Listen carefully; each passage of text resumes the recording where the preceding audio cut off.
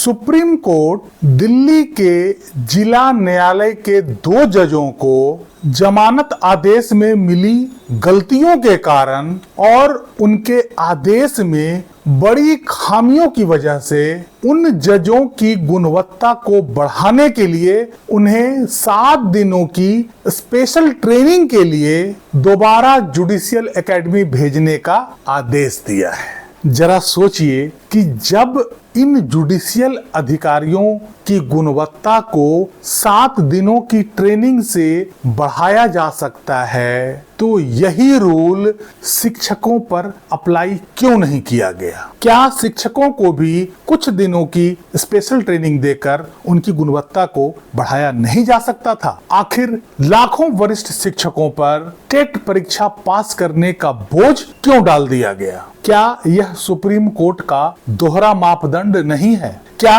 हमारे शिक्षक बंधुओं के साथ ये सौतेला व्यवहार नहीं किया गया है? क्या है ये पूरा मामला? आज के इस अंक में हम समझने का प्रयास करते हैं। वीडियो को अंत तक जरूर देखिएगा। नमस्कार, इस अंक में आप सभी का बहुत बहुत स्वागत है। सुप्रीम कोर्ट ने दिल्ली के एक अतिरिक्त मुख्य मेट्रोपॉलिटन मजिस्ट्रेट और एक सत्र न्यायाधीश के जमानत आदेशों में खामियों की वजह से उन्हें दिल्ली जुडिशियल एकेडमी में दोबारा से 7 दिनों के स्पेशल ट्रेनिंग के लिए भेजने का आदेश सुनाया है ताकि उनकी गुणवत्ता को और बढ़ाया जाए। दरअसल एक कंपनी ने एक दंपति पर आरोप लगाया कि उस कंपनी ने उस दंपति के साथ एक जमीन का सौदा किया और उसके एवज में उस कंपनी ने उस दंपति को 1,90,00,000 का भुगतान भी किया। लेकिन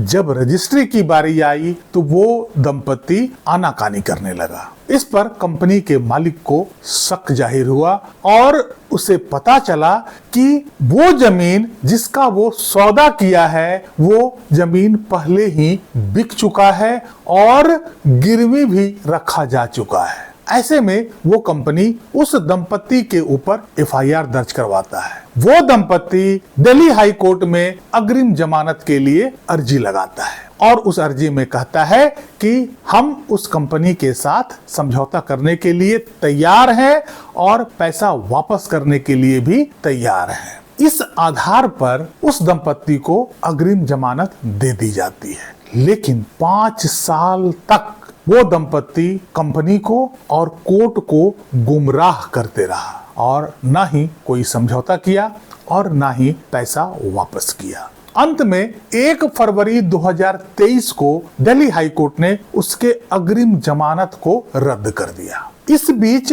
उस केस में चार्जशीट कोर्ट में फाइल हो चुका था। जब उस चार्जशीट पर उस दंपति को नोटिस गया वो कोर्ट में अपीयर हुआ। इसके बाद अतिरिक्त मुख्य मेट्रोपॉलिटन मजिस्ट्रेट ने उस दंपति को जमानत दे दिया और कहा कि चूंकि इसमें चार्जशीट फाइल हो चुका है इसलिए अब इसमें कोई पूछताछ की फर्दर गुंजाइश नहीं है और इस जमानत का पुलिस वालों ने भी विरोध नहीं किया। कंपनी वालों ने सेशन कोर्ट में इस जमानत को रद्द करने के लिए अर्जी लगाई। वहां उनकी अर्जी खारिज हो गई। इसके बाद इस जमानत को रद्द करने के लिए हाई कोर्ट में भी अर्जी लगाई गई और वहां भी अर्जी खारिज हो गई। इसके बाद उस कंपनी ने सुप्रीम कोर्ट में अर्जी लगाई। सुप्रीम कोर्ट ने इसे गंभीरता से लिया और गहरी नाराजगी जताई। सुप्रीम कोर्ट ने कहा कि यह घोर लापरवाही है। सुप्रीम कोर्ट में इस मामले की सुनवाई कर रहे थे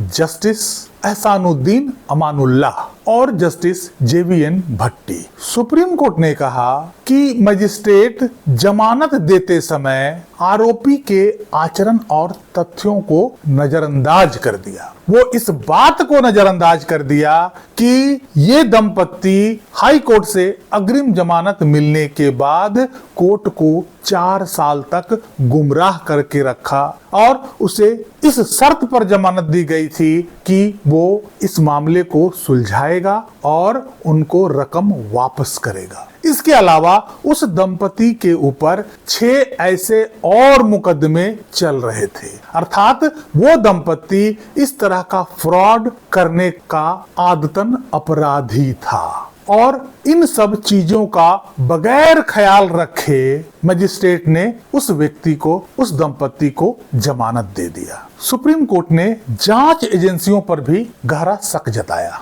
सुप्रीम कोर्ट ने आईओ पर गहरा संदेह जताते हुए उसके खिलाफ भी जांच करने का आदेश सुनाया। आरोपी को 2 सप्ताह के भीतर सरेंडर होने का आदेश सुनाया। इसके अलावा सुप्रीम कोर्ट ने दिल्ली हाई कोर्ट के मुख्य न्यायाधीश को यह निर्देश जारी किया कि ये अतिरिक्त मुख्य मेट्रोपॉलिटन मजिस्ट्रेट और सत्र न्यायाधीश को 7 दिनों के लिए स्पेशल ट्रेनिंग की व्यवस्था दिल्ली जुडिशियल एकेडमी में करवाया जाए ताकि इनके अंदर गुणवत्ता को बढ़ाया जा सके। मेरा सिंपल सा यह मानना है कि क्या यही रूल शिक्षकों के लिए अप्लाई नहीं हो सकता था?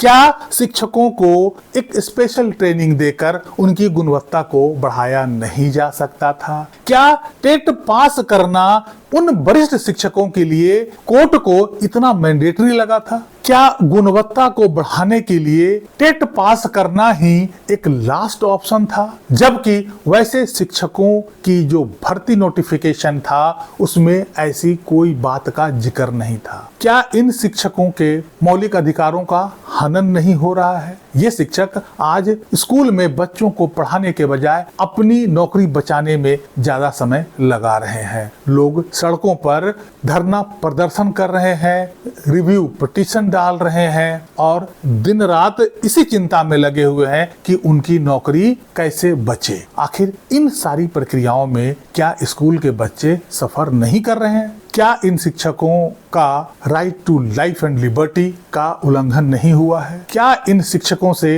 रोजगार की स्वतंत्रता को नहीं छीना जा रहा है? और सबसे बड़ी बात कि इन शिक्षकों के साथ डॉक्ट्रिन ऑफ प्रिंसिपल रूल, जिसमें यह कहा जाता है कि rules of the game must not be changed Midway, अर्थात खेल के बीच में शर्तों या नियमों का बदलाव नहीं किया जा सकता है। वे शिक्षक जो अपनी योग्यता के आधार पर अपॉइंट हुए थे उस समय, जिस समय टेट नाम की कोई बीमारी और समस्या नहीं थी, उस आधार पर यदि उनकी नियुक्ति हुई है तो बाद में इन शिक्षकों पर टेट परीक्षा पास करने का बोझ कैसे डाला जा सकता है? इसके अलावा एक और प्रमुख बात यह है कि जब इस पिटीशन की सुनवाई हो रही थी उस समय क्या सभी राज्यों को नोटिस दिया गया था? क्या सभी राज्यों को सुना गया था? बिना सभी राज्यों के सुने सुप्रीम कोर्ट का यह निर्णय लाखों शिक्षकों पर थोप देना कहीं से भी उचित नहीं है। इस अंक में यहीं तक। कैसी लगी ये जानकारी कमेंट करके जरूर बताइएगा। वीडियो को लाइक कीजिएगा, चैनल को सब्सक्राइब कीजिएगा। मिलते हैं अगले अंक में, तब तक के लिए जय हिंद, वंदे मातरम।